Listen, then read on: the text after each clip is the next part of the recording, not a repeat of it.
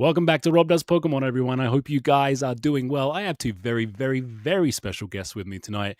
I am really excited to discuss the Japanese market against the English market, some craziness that's happening. I am joined by two wonderful gentlemen tonight. If you guys are in the chat, please let me know what's happening. Please get involved. Please put some fun stuff up so I can put it up on the screen. You know, I love to laugh. Guys, who am I joined by tonight? I got the Donny Slabs, who's also shilling Shrouded Fable quite often, and I have Retrospect. So I got a little presentation up here. Let's add this onto the stage. I'm really excited about this thumbnail. It's pretty awesome. We've got Giovanni in there too. So I want to introduce you guys, or reintroduce you guys, to the King of Shrouded Fable, first of all. So, Donny, do you want to tell everybody who you are once again, my friend? Yeah, absolutely. My name is Rob Does Pokemon, and mainly I'm a YouTube personality, YouTube hot tub personality, and sauna personality. That's mainly how I make a lot of my money off my OnlyFans. But no, Donny Slabs is what I go by in the TCG world, and I mainly do Japanese cards, boxes, and gradings, kind of my specialty. And then also I am just an avid, cultured collector of Shrouded Fable and owner of over 400 of the promo cards. So Donny's awesome, guys. Donny's really awesome. I call him Tim, but everyone seemed to call him Donny, so I'm going to start calling him Donny. Yeah, we started chatting when I first started my content. He was supporting me and giving me advice and giving me plays, and I was like, "Hey, this guy really knows what he's talking about." So you got to get your YouTube going, man. We got to get you up and running and get you sorted out. But you passed the credibility check, right? Pokemon's credibility check. I got my Leafy on Funko Pop. You guys can all see that. I like to buy Japanese boxes occasionally and talk about them on YouTube. But we have someone who really is definitely not a cosplay investor like myself here.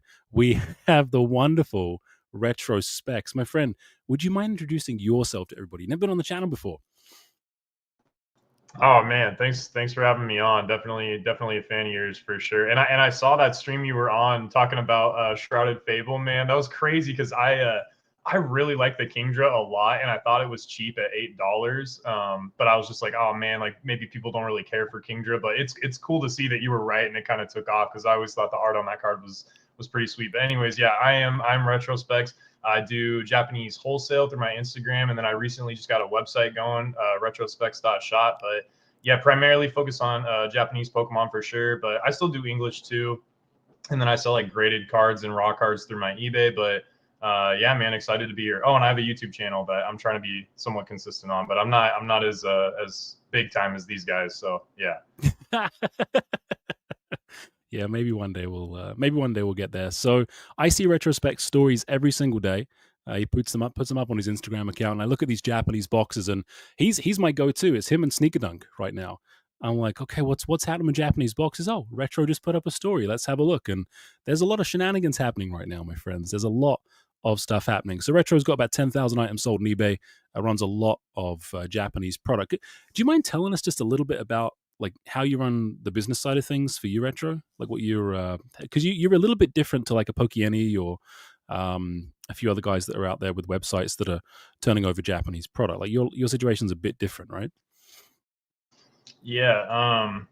So like when I started, I was actually, I guess, kind of a dum dum because Brian went the smart way with it and did built out his brand, built out the direct to consumer arm. And the thing with sealed is there's no variance, right? Like you get a box in, you put the box in another box and ship it out. With grading, right, there's like higher upside potentially per item if the card's going to grade a PSA 10, but you're going to get a certain percentage of non-gradables. Then you got to resell those raw and do more work that way and all that sort of stuff. So when I started, it was just primarily like raw and graded, Japanese cards and stuff like that, primarily through eBay. And then it just kind of like grew over time into like, okay, volume is kind of the move here to really scale. And so that kind of built into like doing the wholesale with the sealed, and then also like selling lots of like singles to streamers and stuff like that, like wholesale Japanese singles. And that stuff it really exploded. So yeah, it's been a wild ride, man. Like, and I started out like everybody else, in 2020, 2021, I had no inventory, no knowledge. I came in, I was a Timmy like everybody else, just trying to kind of get my footing. And yeah, I don't know. I'm happy to be here. It's been a wild ride and truly life changing. As corny as that sounds, that's the best way I can describe it. So. Well, I think you're awesome, man. I really do. I came across you the first time because of I did a pod with Dan from Ketchimal, and he's like, "Yeah, I buy all my Japanese stuff from Retro." I was like, "Okay, I got to check this Retro guy out." So I really appreciate both of you guys joining tonight. Really do. I think we're gonna have a really good chat. We're gonna chat about market in general. I want to look at 151 Japanese versus English because there's some really incredible things happening right now with Japanese that people are just starting to wake up to. I think in the last week or so. Glory of Team Rocket Madness, Heatwave Arena, Terrestrial, and Battle Partners. So it should be quite a fun one. And yeah, let me know what you guys are up to in the chat. Little Timmy intro there as well. I really like that one. So, guys, how are you feeling right now? I guess I'll ask Donny first. Donny, how are you feeling? Someone who grades a lot of cards, flips a lot on streams about the Japanese market in general right now. I think there's pros and cons to the Japanese market in general right now. Now, look, we say prices are going up, but there's certain sets in Japanese that you can still get for 35, 40 bucks a box. It's just not the crazy sets that everybody wants right now. So, in that aspect, Japanese is still accessible compared to English. But, I think the thing I really do like right now about the Japanese is it's getting more play. So there's more liquidity in Japanese right now. Not more than English, but more than there normally is, right? Certain people that would collect the top hits in English when in a PSA 10, are $400. Well, now that top hit is $1,200. So they're looking to the Japanese market to see, is there a way that I can get the art that I love? I'm buying the card for the art. So the art that I love, why am I paying triple the amount when I can just go in Japanese and buy it? So I think it's bringing liquidity to the Japanese market currently right now.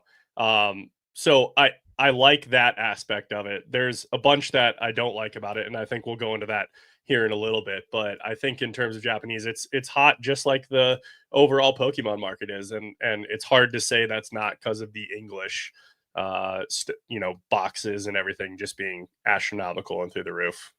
Yeah, 100%. Retro, what's your take? What are you seeing from your standpoint?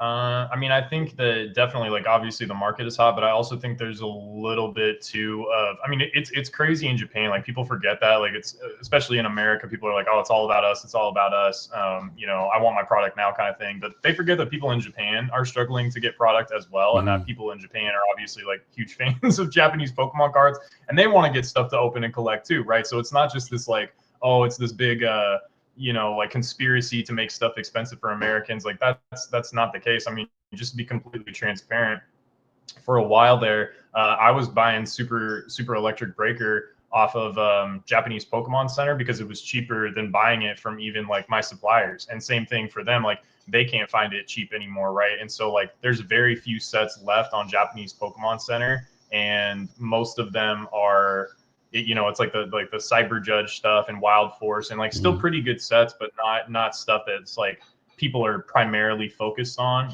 And so it's just not available. Like people in Japan are doing the same thing, more respectful because of the culture, right? But like people in Japan are doing the same thing that people in America are doing, right? Like they're waiting in lines outside of stores and they're entering lottery systems and they're doing the same exact stuff to try to get a hold of this product. So I think people forget that because it's not something that they're like directly seeing on Instagram every day. You know what I mean? So. Yeah, 100%. I didn't realize until like I saw a few videos from buddies the other day just how difficult it is for those guys to get the new products, like starting with kind of Tearastal and then Battle Partners getting kind of crazy as well, like just absolutely nutty. I mean, do you guys think, and I guess I'll ask Donny this first of all, do you think that people are really moving in to Japanese a lot more because they just can't get a lot of product in English, and B, English is just so expensive? Do you think they're being forced there where maybe they wouldn't normally go there and like, okay, well, this is cheaper, I like the artwork, like, sure.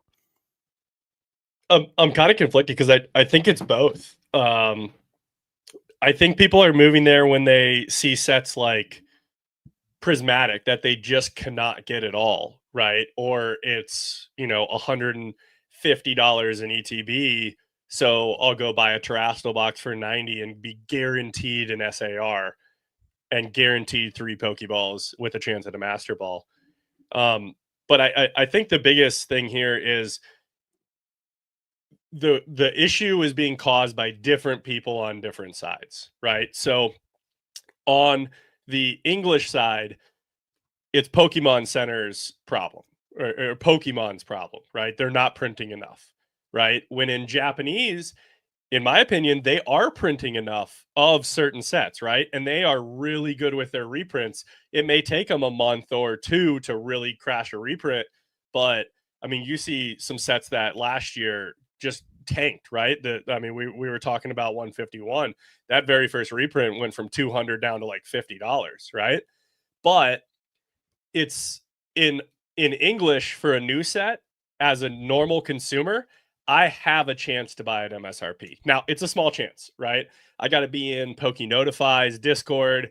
I got to, pay my $8 a month to get notifications, but at least I have a fighting shot, right?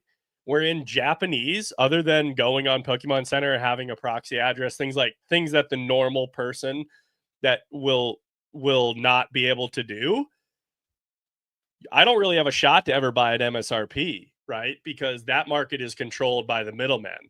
And since it's controlled by the middlemen, there's no shot I'm buying Team Rocket at MSRP, where at least I know when Walmart loads up their 300,000, 400,000 ETBs, I at least have a chance to get it at MSRP. So it's a little like I say yes and no, right? Like, yes, Japanese is better because the cards are better. You can find it, like you can go on and buy it, right? But no, because it's still being artificially inflated by the middlemen, and I have no shot at MSRP. Even if I have a 1% shot in English, I've got a 0% shot in Japanese of getting it at MSRP. Yeah, it's just like, that's the price. I see it. I have to buy it at that price. And J-Lub did a great video on this. I think you have to get like an artificial intelligence secret family proxy address, like somehow like be able to code on PokemonCenter.com, and then you can get a box at MSRP, no problem. It'll be super easy. But for sure. Retro, how much product do you open? Like, do you open a lot of boxes, like grading flips? Like, are you sourcing the cards yourself? Like, what's your plan of attack? Just random question. No, I mean, like there's certain products where it'll have like a promo in it or something like that, and it kind of makes sense to break it down, especially on the Japanese side, because promos are kept in good condition. With English, man, it's tough because of those plastic clamshells. They'll get you, but yeah, like as far as like opening booster boxes and stuff for hits, no, I don't open any of that. I'm just buying the cards that I think are good plays and just kind of like going in on them. Just buying them raw, you know what I mean? I think that there probably is a play with certain sets, like if you calculated out the EV and you opened an entire case and you got the right SARs and you were first degree, you know what I mean? Like there probably are things like that, but the thing I will say about Japanese Sword and Shield was like immaculate quality as far as like print quality goes. But Scarlet and Violet, like again, it's still nicer than English, and you're still going to get higher gem rates than English. But there have been like some rough cut issues and like different, and centering stuff, and especially on like some of the really textured cards, like the SARs and stuff. They'll have these like little like chunks kind of missing from the foil, and obviously like PSA would give that like a 6 or something like that. So there are little things now that didn't really exist in the Sword and Shield era that do make it a little more difficult to grade Japanese cards. So I don't hear a lot of people talking about that because I feel like people are just like, oh, if you pull it out of the pack, it's an automatic 10, and that's not entirely true. There's still centering and different things like that. But yeah, long story short, no, I don't do any opening or anything like that. Yeah, because I was going to say, like with opening it, like one of the things that I always think about is when it comes to the future and I've got to sell this stuff on, or even if I'm just opening it for myself, it's like, who's going to want to open this product when I sell it onto them for, whatever, 2, 3, 4 times the price in however many years? They're going to want guaranteed hits. That's kind of the way I think about it. And I love these high class sets where you're guaranteed all these really, really good hits in boxes. And I think that's a reason that I gravitate towards opening more Japanese than English. So I think that's a curious thing as well. And that's a good segment to lead into when it comes to 151 or 151, which is absolutely exploding right now. So Retro, I've been checking your stories like every day, and it feels like every time I look at a story of yours, it's up like $3 or $4. I'm like, okay, like today it's up another $4 or $5 today. Like this is crazy. And I got some stats on 151. I want to share with you guys. I'm going to play a little bit of devil's advocate here, but here's you can't see the screenshot super well, but I've got the timestamps on the bottom here. So the low last year on Sneaker Dunk, the lowest price I was able to screen cap on my phone. And for those of you guys that don't know what Sneaker Dunk is, Sneaker Dunk is basically StockX for Japan. That's the easiest way I can explain it. And you've got activation fees, you've got some shipping stuff here too. So this isn't the final price you'd pay, but US $43 a box for 151 around June 2024. I think it's June 6th. Fast forward to now, you're about $109. And I think Retro, you're 115. I mean, you're shipped in, right? 20 boxes or so. So very similar It's price all once you've shipped, shipped everything. baby. Yeah, That's all exactly. in 115. But yeah, that's a good price, man, and crazy to see that price appreciation. Wild. It's crazy, like 109, 109% going up on these ones. And I do want to ask the question, right? So Japanese versus English on 151. This one always gets people's juices going.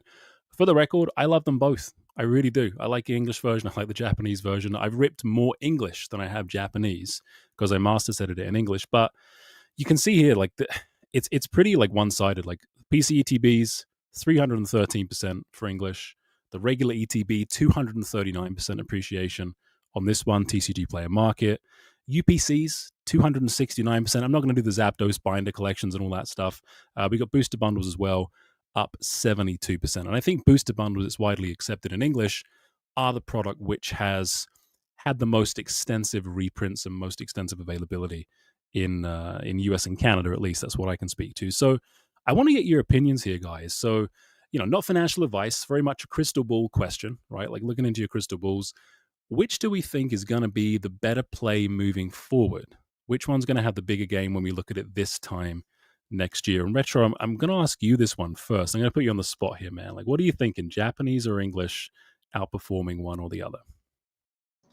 Well, I mean, like it's tough with English because like so much of the gains have already kind of been pulled forward, and we saw that with Hidden Fates, right? So like Hidden Fates, the ETBs kind of like immediately out the gate went to that 150, like immediately sort of tripled in price, and then they sat stagnant for like 3 years, and I think just now maybe they're starting to move. And so when I compare that to the Japanese side, like Ultra Shiny GX, like that's a very expensive booster box, and that is like severely outperformed Hidden Fates. Different time period, so it's kind of tough to call. The thing with 151 too, like back to the guaranteed pull rates thing, like for a while that was the narrative kind of like around Japanese because people were like resealing, especially like a year or two ago, like that was a pretty big issue or scam in the community, I guess you could say. And so like them moving towards like these guaranteed hit rates makes people feel more comfortable because they know like, okay, I know what I'm supposed to get in a box. I might not get the chase card I want, but like I know I'm supposed to get like 3 ARs and an SR guaranteed every box kind of thing. So I think that that's really good.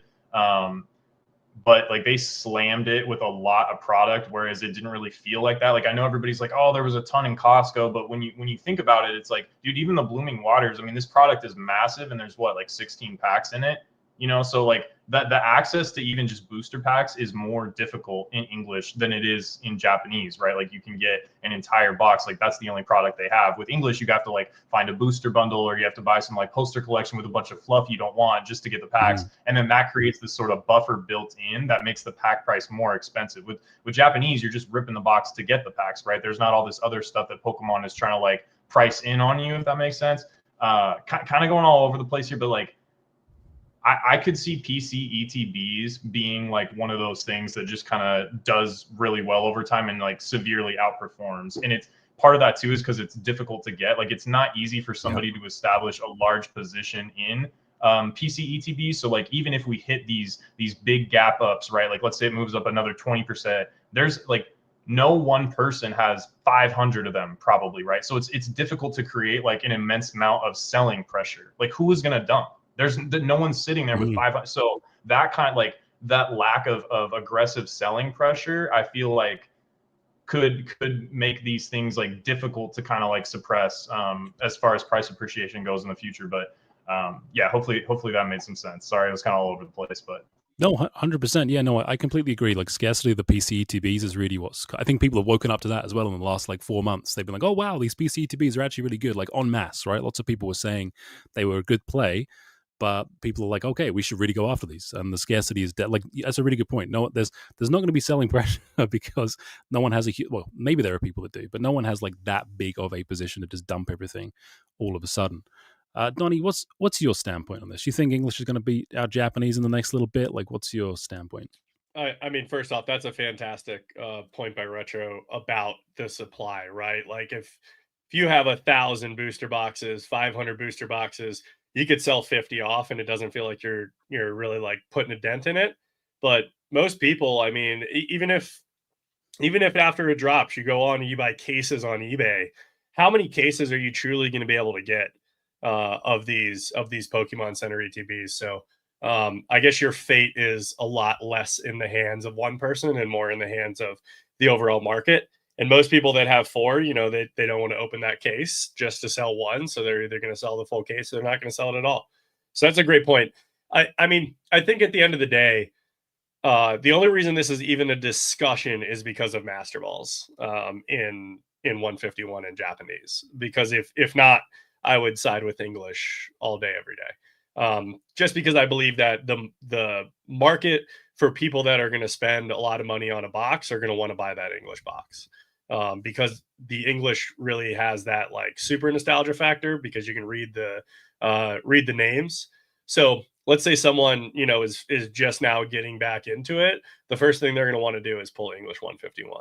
So I think English will probably outperform Japanese, but I also don't think that either of them are a poor play, right? I think Japanese is just going to keep going up. Who knows how many more reprints we have left of Japanese.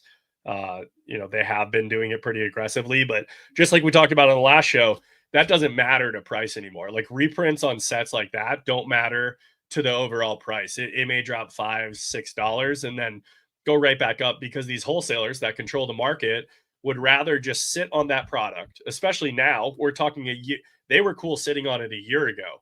So now we're a year later, more reprints. And, since we're a year later, that's a year closer to them being done printing it. And I'm not saying that they're done, right? But since we're a year further from the release date, it just logically means we're closer to them being done. And so in terms of that, who knows what's going to happen with the reprints, but the price isn't going to come back down because the wholesalers would rather just hoard it. Yeah, I would agree with that very much. Yeah, 100%. Yeah, and we talked about this a couple of weeks ago for sure. Like, I mean, like Retro was saying, there was this downward pressure and selling pressure all of a sudden because people panicked. They were like, "Oh, frick! Like, they got to reprint it. Like, we got so much inventory that we've bought, and our margins that we have are razor thin right now. We got to unload. Like, we don't have the cash flow to keep going." And there was just panic, and there was a lot of blood in the streets. And I believe it was over one weekend. All of a sudden, it bounced back, not to 150. But it went from, I mean, you could get crazy deals on Sneaker Dunk, like with your TikTok coupons or whatever it was. You could find stuff, people could buy in boxes for like $5, but like there'll always be crazy things like that happening. But the median price here, like $43, $42, that didn't last very long, guys. It didn't last very long. It was like a very, very short moment in time. I mean, it comes, for me, it really comes down to like, and this is going to sound a bit silly, but the artwork on the box is what does it for me. I got to be honest. Like when I think of English versus Japanese, for me, it's Mew versus Snorlax. That's how I think about it. Because I think of the PCTB, I think of the Snorlax ETB, and the Mew UPC. Then right. So I'm like, okay, it's Mew versus Mew, Mew versus Snorlax. Like I believe it's going to come down to which product you're holding, and I believe it'll be Pokemon Center ETB.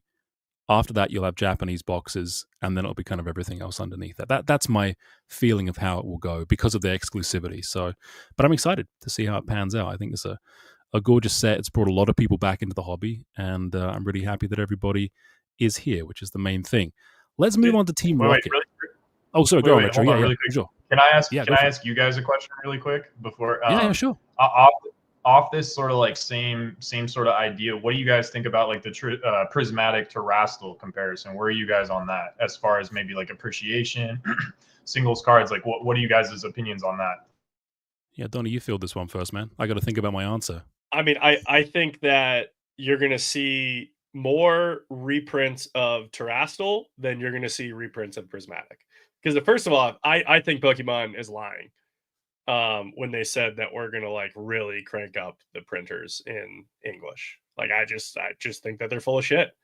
And I just think that the demand is crazy right now. Like a lot of people, you have trouble finding it anywhere on a shelf, right? You can't find it on a shelf for longer than 30 minutes, right? You got people stalking Target restockers again. You got Target saying that they're not gonna stock it. So no matter how much they do put on the shelf, people are just going to buy it and hold it. I think that's the other thing is I think a lot more people in America in English buy for investment.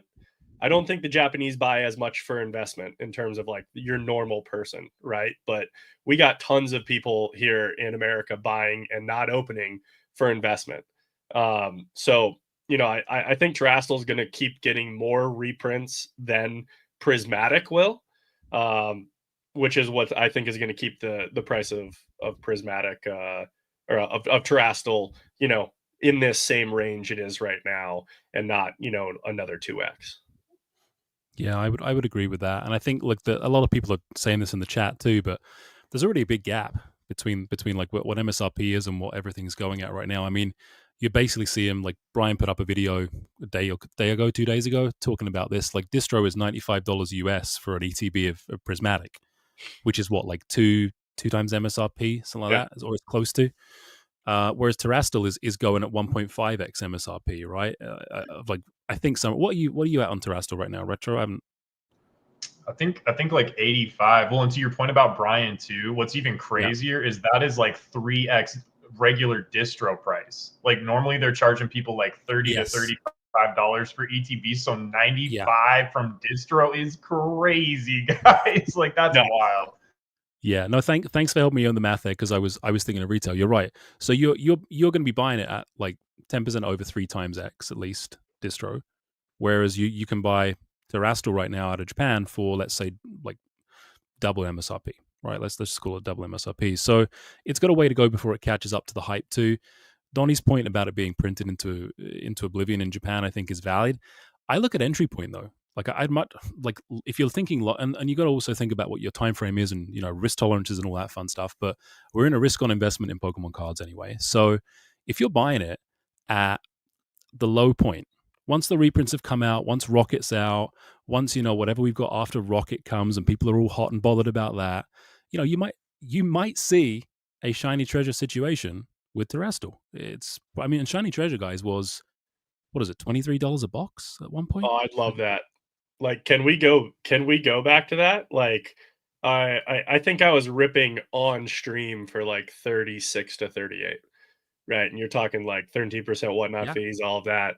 Like, and it was just nuts. And what's really funny is my site's not very well known, right? Like, I don't have a ton of followers. Not a lot of people go to DonnySlabs.com and buy stuff. I really keep it up for like the people in my Discord and in case anybody finds it. But what's really funny about it is I can tell when the market moves, right? Because I had it listed for $38 for months and months and months. And then guess what? One weekend, I just get bought out.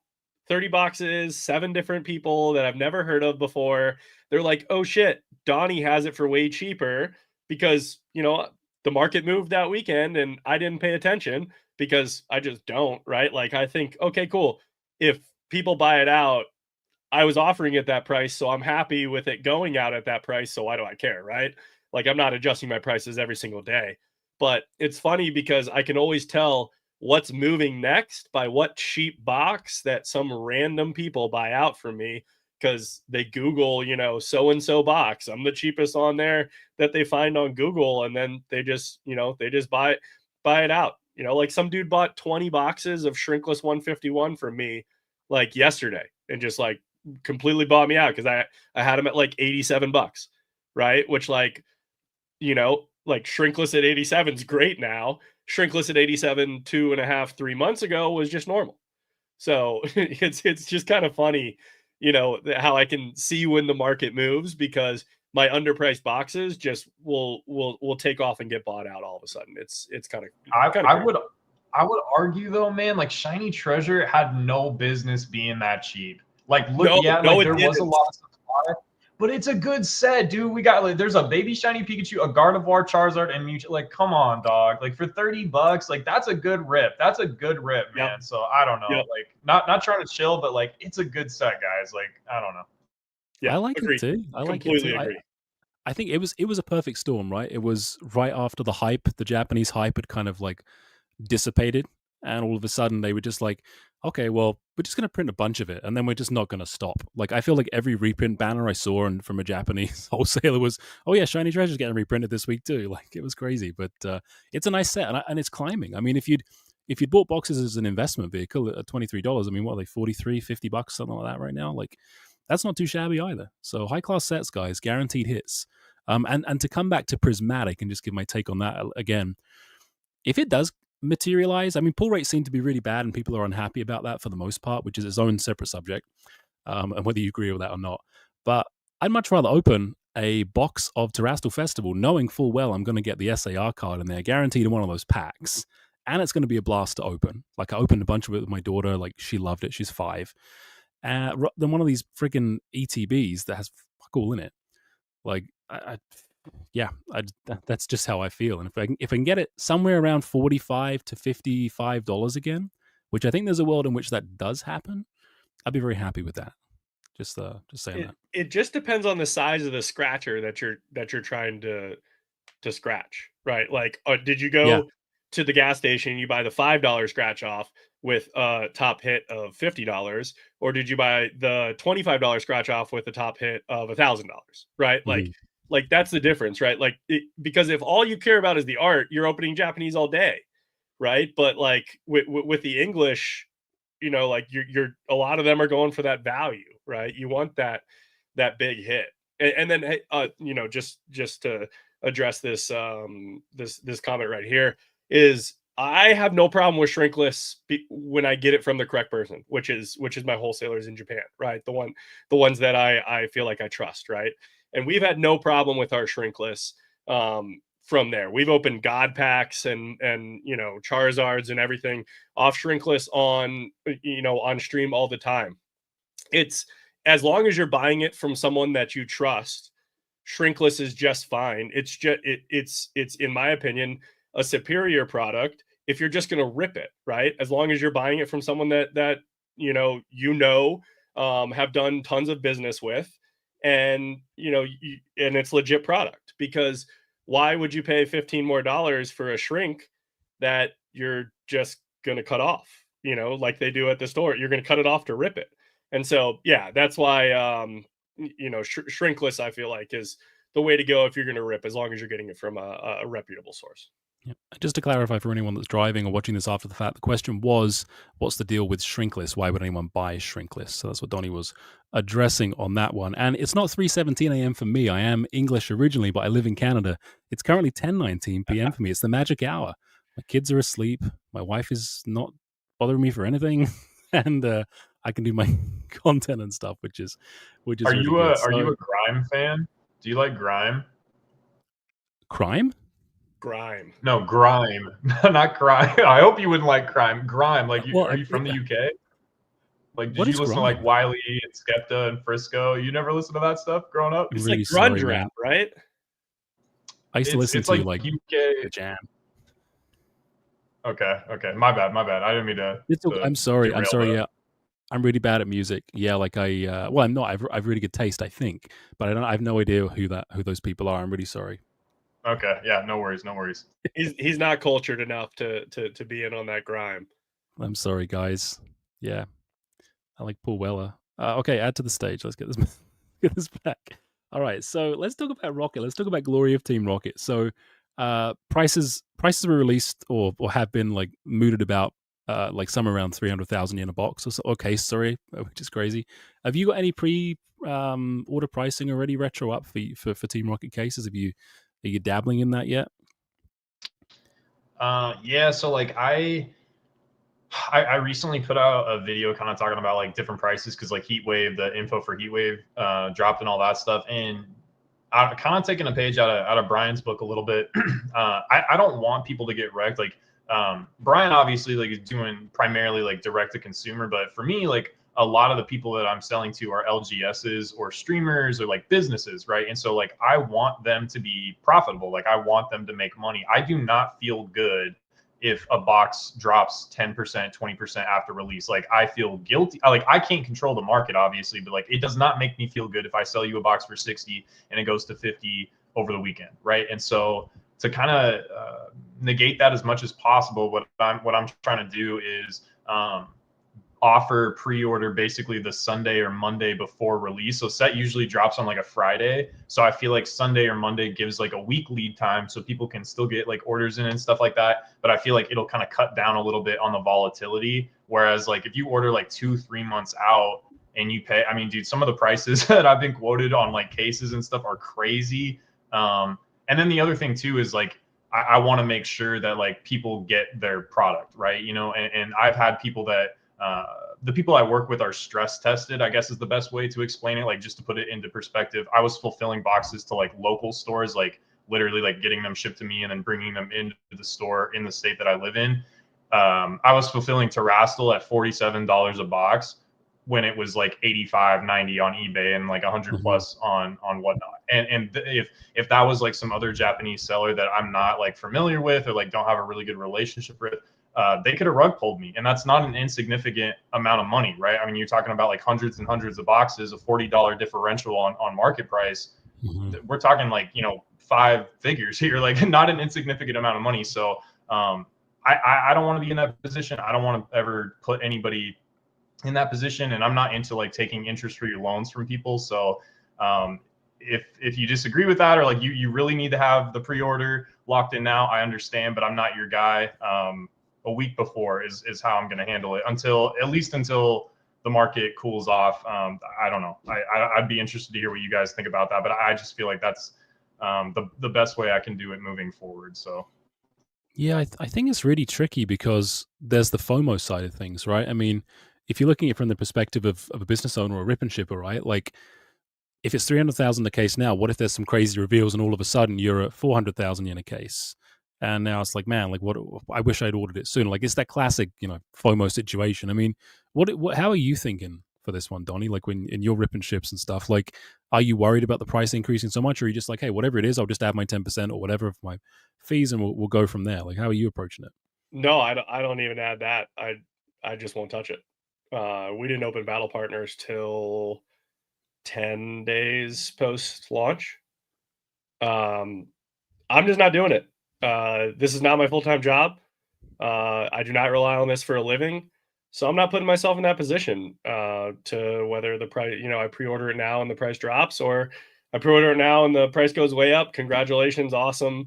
You know, I still don't sell it for, you know, the crazy profit I should. I'll just like find somewhere in the middle. But yeah, I'm not going to touch it, man. Like I'm already pissed off enough that like they control the market like this.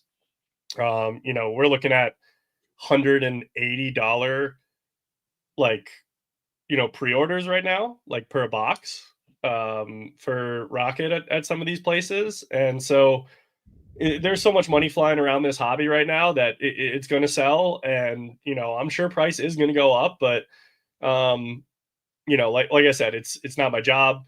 I don't have to rely on this to make money. If the couple of weeks after it releases, if I've streamed for a couple of weeks and we're still opening the old stuff and $5 Crown Zenith packs, whatever, right? But I just like I'm tired of the Japanese market right now. Coming from someone that loves Japanese, like I like Japanese is what I collect. Japanese is what I prefer to open.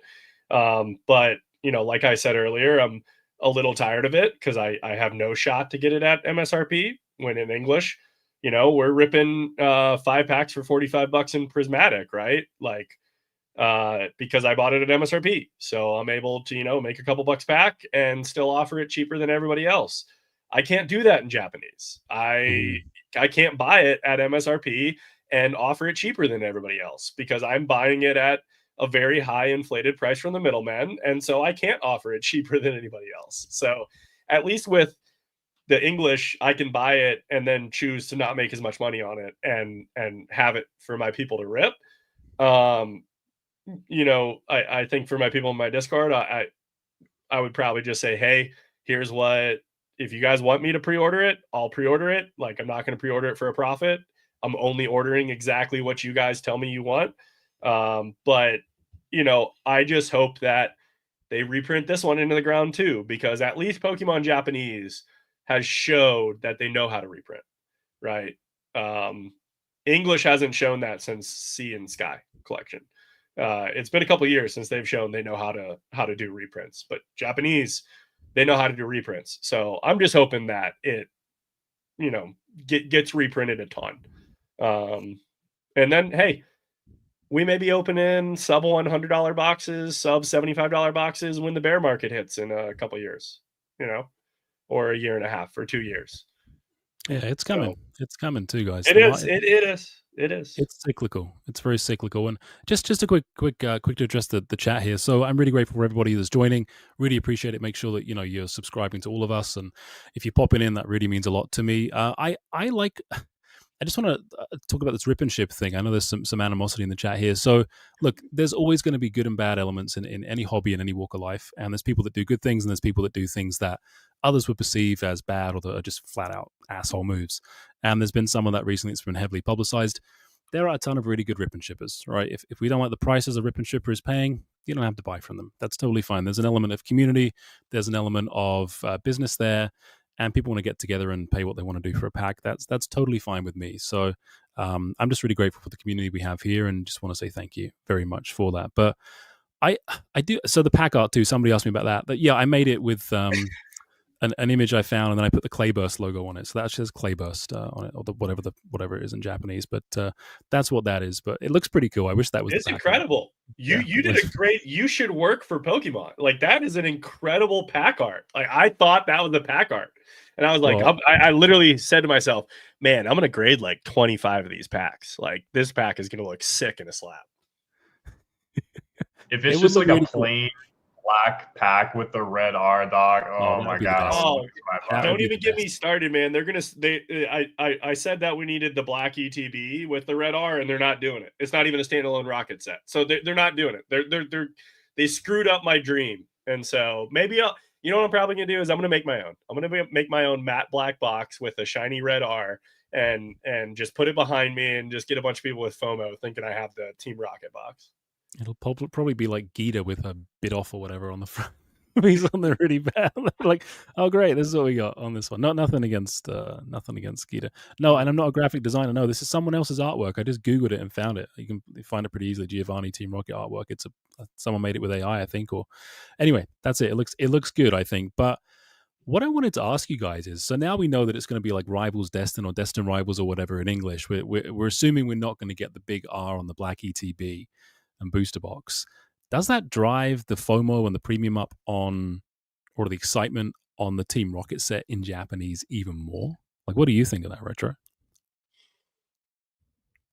Dude, it's weird, man. Like, because like I don't ever want to be unethical. It's like, oh, like I'm the guy selling it to you, so like I don't want to be like, yeah, this was a really good buy. But like dude, set identity, I feel like has consistently performed so well. Like 151 evolving, like all these sets that have Crown Zenith, even like they hammered Crown Zenith with reprints just over and over and over, and it is just such a good set and has such good set identity, and so it wins. And I that's more of a qualitative assessment for like future games, but I don't know. I feel like this is a little like people are still gonna love it in English. Like, don't get me wrong, the chase cards are gonna be insane. Like it's gonna be wild. Rockets, Mewtwo, multi-thousand PSA 10, all that sort of regular craziness will happen. But the set identity around the Japanese version, man, it's gonna be a juicer. I'm really excited for it. And to be honest, I thought it was kind of weird. That Battle Partners and Heat Wave weren't gonna make Journey together, because traditionally, like, that's what has happened, right? You think back to like Snow Hazard and Clayburst, like that made, what was it, Paldea Evolved, right? So like it's weird to me that they're like, because Battle Partners is a pretty small set, and so it's just weird to me that they would like put Marnie in like a Rocket set, because that doesn't really make sense, because like isn't she from a different generation or what? So I don't know, man. But bottom line, I think Japanese is going to be, and Glory to Team Rocket is such a sick name, so I'm excited for it. What about you guys? Yeah, I'm pumped, man. I really am. I got such high hopes. I mean, I've said I don't think it's going to live up to the high hopes, because how can it? I mean, how can it live up to everyone's wildest fantasies of this set and their childhoods reimagined? But I think it's going to be really good. I really do. What about you, Donny? Well, you say, how could it live up to it? Prismatics lived up to it, right? Like, I'm talking the set. I'm not talking pull rates. I'm not talking price, anything like that. Is Prismatic is probably the most hyped set of the past couple of years, right? Like Yep. even higher than 151 hype was, in my opinion, pre-release. And I would say Prismatic has lived up to the hype, right? So it's hard to doubt Pokemon right now because I forget who I was chatting with the other day, and I just said, you know what, like they're doing it right now in terms of the sets. Okay, not in terms of print. I'm not talking about any of those other things. They're crushing some sets right now. They're absolutely crushing some sets, right? And I believe that there's a good chance that they will still crush these next couple sets. So am I pumped? I mean, I'm more than pumped. The problem is I just I really don't want to pay that price. Like I just really don't want to. But man, the set's going to be awesome, and I hope I get a chance to rip it at a somewhat reasonable price. And I've got people that are going to be like, Donnie, order this for me. I'm willing to pay 180 a box, right? And if they want that, cool. I'll do it for them, right? Because I want people in my community to come to me for product, to want to rip product with me. We do a lot of grading of stuff we pull on stream. It's probably one of the most fun things we do is, hey, we just pulled this card. Cool, Donnie. How's it look? Let's send it off to grading. And then we do big reveal streams and stuff like that. So like, I want to pull some big cards and send them off to grading and stuff like that with people. But because the set's going to be incredible. But yeah, man, it's I don't know. I'm just tired of it. I'm just if that makes sense on the Japanese You're side. just tired of the pricing. Well, no, you make a good point. I mean, look, not EV Heroes, Tearastal and Prismatic. Yeah, I mean, those sets, I think they really did live up to the hype in terms of what they got in there. I think they're gorgeous sets, and we've got Monkey saying they've made him like crowns. I think all bulk no hits isn't in the chat right now, but you might have a different opinion on that. But yeah, it's been some good stuff. It really has. Yeah, it really has. And so Nan's in the chat says, reminds me of EV Heroes becoming part of Evolving Skies in English, and it was still popular even if they don't name it EV Heroes. Yeah, that's a good point. It's a good point too. I mean, go ahead. No, I was just saying that's an incredible point, Nan. Yeah, I completely agree. That. Yeah. Well, remember, can I just throw in too? Yeah, go for it. Wait, really quick. Can I just say, like, to your point about how like Pokemon is just killing it right now? We're talking about just physical TCG. The digital side with Pokemon Pocket, like they've been pumping out consistent sets on Pokemon Pocket too, and there's some pretty crazy looking. I mean, I know a lot of like the base cards and stuff are recycled art and things like that, but the chase cards are all new, and they've been pumping those out like every month and a half, and there's some cool looking cards on there too. So they're killing it on the digital stuff too, and like no one's even talking about that. So, dude, oh man, like people are like, oh, they took out dark Pokemon, are people still gonna like it? It's like, dude, what are you guys talking about, man? Like Pokemon has so many buttons that they could push, so many levers, like, oh man, and people are still gonna be hyped on it, man. People, like, even if there isn't dark Pokemon, it's still gonna be such a sick set. That Rocket's Mewtwo is gonna be crazy. Like, they know what they're doing, man. Like they get it, and I think they understand too that a lot of the people that came back in, like what I would argue potentially like a majority of the TCG consumer base now is adults. Like people want edgier, like the edgier side of it, you know what I mean? And so I think that doing stuff like coming out with like Pokemon Concierge on Netflix, which you can still watch with your kids, but it's got like more existential life kind of themes to it, and like doing things like that don't just specifically cater to the target demographic of maybe like 7 to 13-year-olds. I think that is a conscious move that Pokemon's making, and I'm excited for it, So yeah, that's all I got to say about it. No, I completely agree. And actually, watching Concierge, and it's funny you bring up those themes because there's some adult themes or concepts while also like catering to the children. It really reminded me of watching some Bluey episodes with my kids. And this is kind of a strange comparison to make, but it's like, okay, like I can see what they're doing here. They're trying to like tug on the heartstrings, like play off on some older themes, which I thought was interesting. So maybe Pokemon are taking a page out of Bluey's book, but yeah, I'm excited. I am excited for Gloria Team Rocket. I'm on record as saying though, like Mewtwo's Mewtwo. If it doesn't have that, it's not the set I've been dreaming of. So that's the one I want. That's the trainer card I want in there. What about Heatwave? I mean, Heatwave, we've got Justice for Ho-Oh coming in here. finally, Ethan's Ho-Oh. Is that what we're getting? Is that what the training card is going to be? Like friggin' looking sick here. What are you thinking on this one, Retro? You got to be pumped about this set. I am, man. I'm excited. I think it's going to be a good one. Like I really like Psyduck too, so I think Misty's Psyduck will be cool.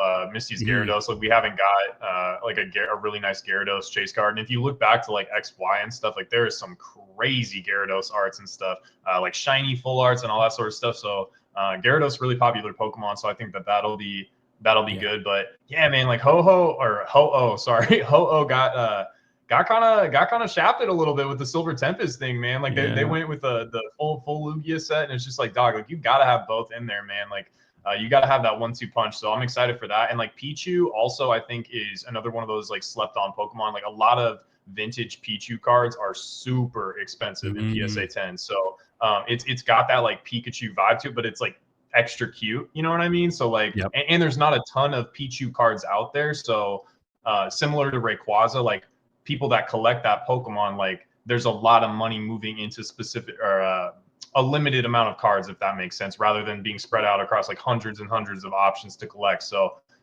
yeah, I don't know. Like I don't want to sound like a shill or just super bullish, but like it's just a good time to be here, man. They're making cool stuff, so I'm excited for it. What do you guys think? Yeah, it's a fine line as well. Like when you sell the stuff and you want to talk about it, like that's okay. Like it's not like you're saying, I think it's like if go and invest in it now. I have it on my website is a little bit different, but like yeah, I think it's a cool set. I think people should be excited about it. I'm looking forward to it more than Battle Partners for sure. Just I'm a huge Ho-Oh fan, guys. Like that was my jam before Lugia, and I really like Lugia too. But yeah, I'm pumped, man. What about you, Donny?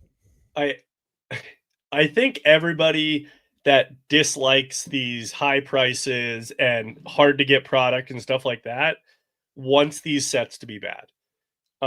Like I feel like there was a overarching theme of like Journey Together, Battle Partners is mid, which it's not. Like if you go look at the cards, it's absolutely not a mid set. But they've been hitting so many home runs that people want them to have a bad set, right? Like people are like, yo, market's too hot. I can't get anything. Like I want a set to be bad. The problem is that they're firing on all cylinders right now, and there's not going to be a bad set right now. So I mean, I don't think there's any way that they screw this up because of just what is at their fingertips, right? Like all of the options that they have to make all these different trainers Pokemons in the card, like the popular ones, they've got all these different levers that they can pull that Pokemon knows how to pull, right? And so I think there's people that want some of these sets to fail to cool the market, and I just don't see it happening. Yeah, it's interesting. I think you're right. I think they've really hit their stride, man. And it's the point that Retro made about just how good Pocket is from the artwork. Like I don't play Pocket, but I see the artwork, and every time I see one, I'm like, oh Jesus, man! Like I was actually looking for the thumbnail for an option for the thumbnail for the Rocket Set video. Some of the Apex cards from Pocket, and I found that gold Mewtwo. Like I don't know if you guys have seen it, but it's just freaking stunning, man. Like just the way like the power pose that he's got going on. I'm like, man, this is fucking amazing. Like some of the stuff is great. So yeah, I'm really pumped, and it's great to see how I want to pack art. It really is, and he was very much shafted in Silver Tempest, very much so.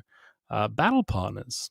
So Battle Partners was what was at release. So were we at $100 US around release week? Was that as high as it went? A little higher, or now it's $64 and still. Yeah. What were you? What are you at? I've actually, I keep asking you, Retro. I've literally got one of your stories in here, so I know exactly. For anyone that's joining now, like Retro puts up on his Instagram. He's got a website. He does eBay, like lots of Japanese boxes, usually bulk.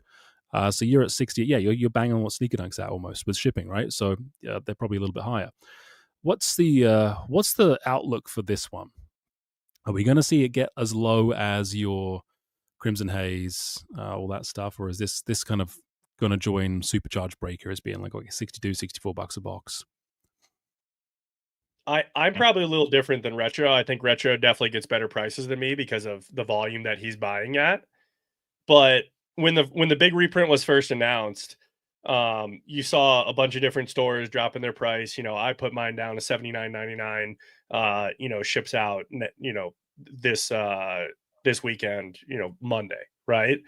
The price that you have to pay your distributors now is 2,000 yen above what I bought for 8 days ago.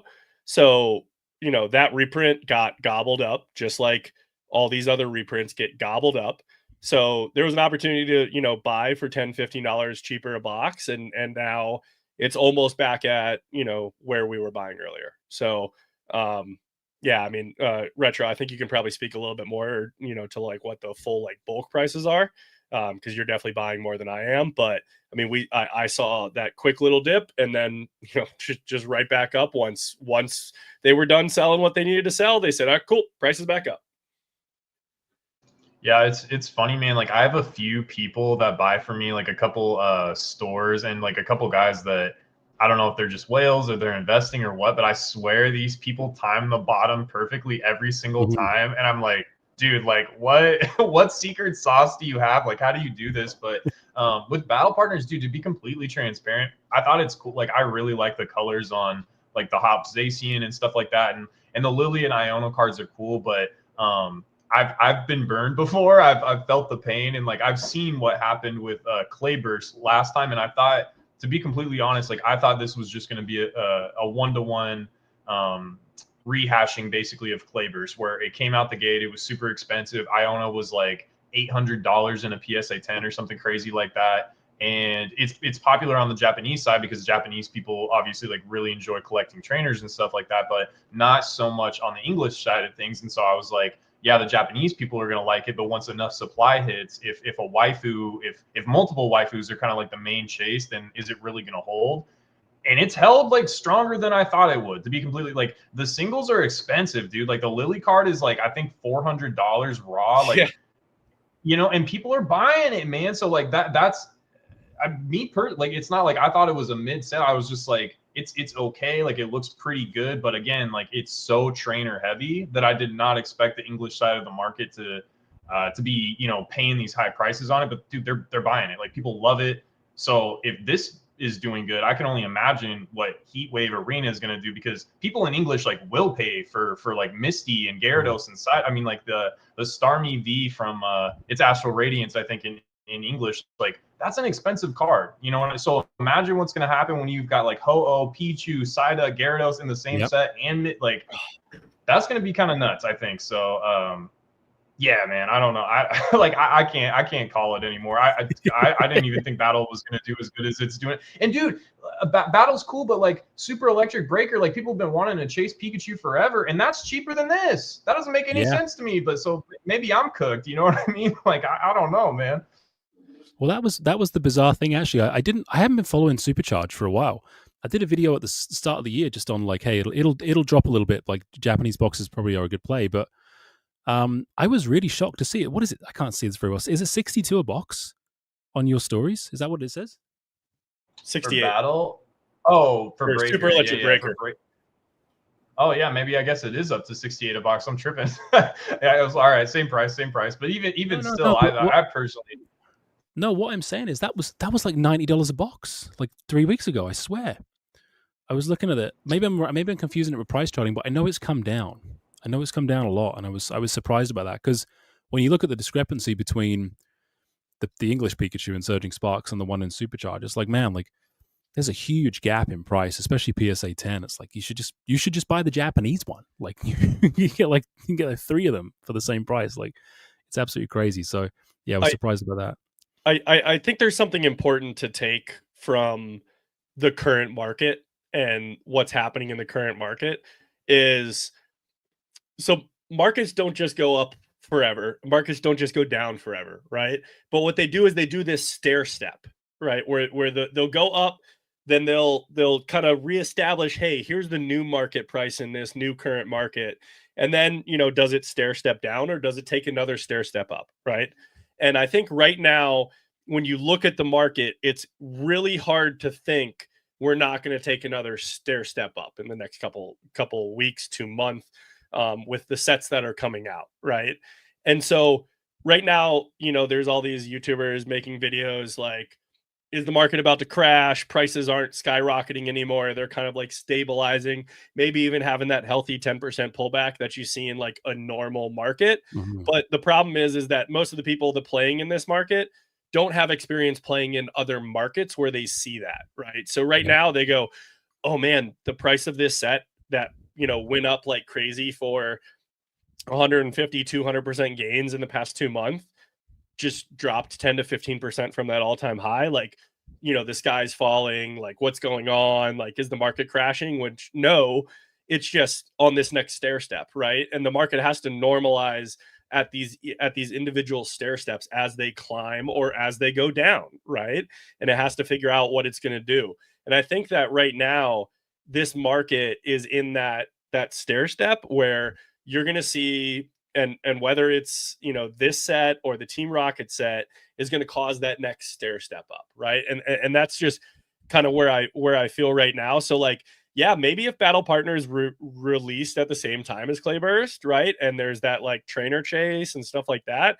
I completely agree. Like I could have seen it as a set that does that, you know, starts out really high and then just dumps, right? But I just think in this current market, like we're not going down. We're on an upwards trajectory, even if prices are flat for the past 7 to 10 days. That unless they're just coming out with a terrible set, like it's just going to go up. That's just, you know, the market we're in right now. Yeah, it's interesting what you say about the market and people who maybe don't have experience in other markets. And I do want to say thanks to Mike. That I think it's the first time anyone's ever done a super for me. So thank you very much. I'll remember that forever. Thank you, man. That's really generous. Yeah, it's like, I mean, if you're on the stock market or if you're in crypto, you're no stranger to lines also on a chart going down as well as up. Yeah. So they can do both. I mean, investments can go up, they can go sideways, or they can go down. And people are kind of surprised when they start to panic. I mean, it just comes down to supply and demand for me. It's like, you know, you look at Sword and Shield stuff, you know, in English specifically, they've just sat for ages and ages. And many people saying, oh, it's never going to go up. Investing in this stuff is stupid. And then all of a sudden, when you cannot get it anymore, okay, now it's expensive. People want it. And, you know, there's manipulation. There's things that go on behind the scenes. But Pokemon is actually not that hard to predict what's going to happen, especially right now. Like just buy something, sit on it. In the long term, it'll go up. Your main consideration is going to be, what's your lost opportunity cost, right? Like, is there something better you could have been doing with your money in the meantime? Because Pokemon is not the be all and end all of investments. Okay, that's lots of other things you can do with your money that potentially are get rich quick schemes, etc. But yeah, I don't know how do we get on that side with supercharged breaker and kind of box prices, which is so retro. That I guess what I was trying to ask you was, where do you see the Japanese market heading over the next 6 months? Do you think like we're going to ride the pump? Do you think it's going to start to decline a little bit? Is it going to lag the English side of things? Like what would be, you know, sticking your finger in the air and be like, here's what I think is going to happen. What was your take? Well, the Donnie's point earlier about like Japanese definitely knows how to do a reprint. English, it just I agree with him 100%. That like I'm calling cap on Pokemon, just being like, no, we got you, bro. Like we're turning it up, dog. It's like, yeah, there's probably going to be some amount, but like, dude, the Blooming Waters thing was such a joke. Remember, everybody was like, I can never even think of touching 151 because Blooming Waters is coming, and then it lasted like 2 seconds. Like, you know what? It's just Japanese is a little bit different, and the thing with Japanese suppliers and like how Japanese market price is set, it's not like English. Like for the most part, people know like TCG Player and in eBay, obviously. But in Japan, there's like what is Lawson selling for? What is Maggie's buy list? What is Card Rush at? Like there are so many different data points that these sellers are pulling from. Like on a date, what is Amazon Japan at? Like there are so many things that people are pulling from to kind of figure out like what market price should be. So if like weakness occurs or there's a good amount of supply on any specific set that kind of rolls in, Japanese people sometimes like will dump, which is why I think usually when reprints get announced, the price drops, and then when the reprint lands, the price rockets, because Japanese people are like, oh my gosh, I have to like get rid of this product as soon as possible. And then when they see that Americans are still buying it in mass, they go, okay, well, like let's jack the price up a little bit. And I think that if they get a little too over their skis with some of the prices, that could kind of backfire a little bit. So I think it'll just be kind of them navigating that a little bit. And again, like it's tough to say like, oh, what, you know, are things going to go up or whatever. I can just tell you what I'm personally doing, like because I also sell through Dan Ketchum on Collectibles eBay. So not only for like my own store and things like that, but I have to have product in stock to fulfill orders through the eBay. Personally, I just loaded up on a bunch of shiny Treasure and Supercharged Breaker, because I see those sets headed up. They're cheap for what they are. Those chase cards are not stopping in English. Like, people still really like them. And those sets have kind of like continued to move up and up. And I haven't personally gotten any info on like reprints for either of those. Whereas like Battle's going to get more in April, Tearastal is going to get more at the end of February. So I think there's time for people to wait on those a little bit. So hopefully that helps a little bit. Yeah, I would agree. I think they're great picks too. Great picks. I think Shiny Treasure's friggin' incredible. Like, it'll be so good, man. I'm a huge fan of that. So, guys, we're pretty much at the hour mark. I try and keep these two a tight hour to be respectful of everybody's time. Also, my bedtime and my marriage needs to continue to function. So I want to say, if anybody has any burning questions for either of these two fine gentlemen in the chat, speak now or forever hold your peace. But while we're doing that, I want to ask where everybody can find you guys, because they're going to want to learn more about you. Donny, can you tell everybody where they can find you, my friend? What you get up to? What we would? Where should we go to find you? Yeah, absolutely. Donny Slabs on Instagram is what I use for all of my Pokemon content. DonnySlabs.com, and then I'm vending my first show this weekend. So goal is to have a vending POV out sometime next week. And then we're going to start doing some videos on a couple of the plays that I'm making. Most of the stuff that I do is grading. I think that grading's the best way to actively profit in the space, not like passively profit in terms of buying and holding. I like to be active when it comes to that. So yeah, definitely looking forward to putting out some content, because I think that there's a lot of education to be done on just why grading is a great way to make some profits in the space. Why there are some arbitrage opportunities in grading, and kind of how to identify those. So awesome. Go and check him out. My friends.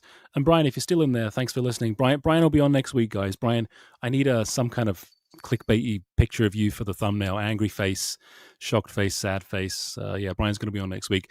I know you guys love Brian too, and I do as well. I can't ask him to come on every week. That would be sycophantic of me. So I really appreciate you turning up to the chat. Do you still have the picture of him in your background? Do you still have that, dude? I remember you put that in one video. That was hilarious. I have the picture. So I have him, Opossum, right now. Right now, the frame belongs to Jason because Sumbrion. But I usually rotate them through. Yeah, I have a few pictures I rotate. Brian hasn't been in there for a while, so maybe it's time to get him back in the frame. Yeah, he's got to get in there for sure. Retro, my friend, I'm really, really grateful for you joining, especially when I hit you up at whatever it was, 3:00 in the afternoon. Where can everybody find you, my friend? No, man, I appreciate it. Like I said, I'm a fan, so it was really cool to be invited on. But yeah, Retrospecs on YouTube, _Retrospecs on Instagram, and then if you just want like a box or two, retrospecs.shop is the website I just launched. But yeah, man, I really appreciate you having me on. Really quick before, if nobody else had any questions, I wanted to ask you guys this. I don't want to say inevitable, but like in the cool off period, what is your strategy? Like, it could be for YouTube, it could be for business, it could be an investment. Like, what are you like, okay, I need to get ready for this because here's how I'm going to execute when that time comes. I'd be interested to hear. You don't have to spill all the sauce, but Do you mean like exclusively in the Pokemon space? Sure. Or in the stock crypto market if that's something you're looking at too. Yeah, I mean, like I'll be honest with you, like my stock market approach, I don't handle a lot of risk on the stock market anymore. I've done that part of my life. I'm very much a steady Eddie dividend chaser. Like, let's keep it steady, let's get the gains in, and they're guaranteed, right? And even if the stock declines and pulls back, I know that I'm going to be able to make my money back and kind of break even. So, there's any portfolio. Sorry, I don't know why I should have put myself on the solo layer. I apologize. Any portfolio. Any portfolio should, I just messed up. Any portfolio should be balanced, guys. You should not have all of your eggs in one basket. I don't subscribe to that investing philosophy. It can work great, but it's like climbing a mountain without any kind of safety net or any like grips or anything. So you should have a rope, okay? And that's your steady eddies, your GACs, your bonds, your blue chip stocks, all that kind of stuff. The thing that I would say to you guys is, in any market, you should have cash on the sidelines. I don't think you should ever be all in on one thing, like 100% all in. Especially like when you look at your life cycle, like someone like me, I mean, I have kids, I have a family, like I can't take a risk that would fuck that up, right? If you're young and it's like whatever, like, you're in your 20s and, it's a different scale of that you're working with, go for it. Like, do whatever you want. But to answer your question, like, make sure you have cash on the sidelines ready for an opportunity to come up. It doesn't matter if it's a bull market or a bear market or whatever is going on, because when you know that chance is coming, you do want to be able to capitalize on that, and make sure you have a balanced portfolio. So in Pokemon, like I'm selling a bit now. I'm not buying a whole bunch of stuff in either language, like English or Japanese, and I'm just kind of seeing where things go, and I'm watching things. And the biggest advice I can give anyone for content is just be consistent and just have fun, right? And the first one is a lot easier than the second one. So try and enjoy yourselves as much as you can, because if you don't enjoy it, you won't be consistent. So that's the best answer I can give you. Hopefully that works. No, that was great. That was great. What about you, Donny? What about you? Outside of buying $5 to $10 of Bitcoin every single day just on an auto buy, and that'll, I'll never sell that Bitcoin. I believe that Bitcoin is a good store of value for the future, and so I allocate a certain dollar amount each day to buy some of that. You say blue chips, Rob. It's hard not to go all in when you have a blue chip like Shrouded Fable just out there, just hanging out there, Get out of here. for anybody to get. But no, I think a lot of my stuff right now is, if I'm buying in this market, I'm buying on a very short-term basis, because I'm not trying to be the one holding the bag, right? If I see something about to make a move, I'll, buy it, and then I'm looking to sell it, right? Same thing with my grading slabs. I buy, I grade, and then I sell. In a bear market, I buy, I grade, and I'm okay holding, right? I'm okay holding if I think that I'm getting a good price, getting a good entry, and I think it's going to go up in the future. I'm probably holding a little bit more in a bear market, right? Where in a bull market, I know it's going to turn bear eventually, and I don't want to be the one, holding the proverbial bag. So, I'm actively trading in the bear market or in the bull market. And the bear market, I'm probably buying to accumulate a lot more. So I think that's where my philosophy changes throughout the different markets. I like that approach. I think the biggest thing, guys, is make sure you have a goal. Make sure you have a plan. Make sure you know what your risk tolerances are. Make sure you do those things, right? Like the timeline's always think of what the end looks like before you get started. That's some of the best advice that I've ever had about investing in any kind of format. And I think Monkey was asking if you'd rather have the head of a dog and the body of a man, or the body of a dog, or the other way around, the body of a man and the head of a dog. So I guess we'll end there. Retro, which is your preference? This is like some late night furry stuff or something. I don't know about this, man. This is a little crazy. I guess. That's a hard one. No, I think I would have to have like the head of a dog, because if you had the body of a dog but you had like a human brain and you knew you were a dog, like you would just, that might be like an existential crisis or something. I don't know, but I guess that would be terrifying. I don't know, man. That one cooked me. Donny? Yeah. I don't know, man. It'd be kind of hard to get in a date with a human with a dog head. I feel like that'd be a little difficult. So I'm probably going to go with human head, right? Because then even in a headshot, I look normal, right? Like, I could catfish someone, but all my shots are from the neck up, and then they show up and there's a dog there and they got to give me a bone. Woof. I am wondering about that online dating profile. Well, thank you, my friends. Thank you very much. I would be a human body, for just so everybody knows I'm in alignment with Retro there. Really appreciate you guys. Make sure, if you haven't already, to like, subscribe, and thank you so much. I'll be live on Friday with Phillips Collectibles. Until next time, guys, take it easy.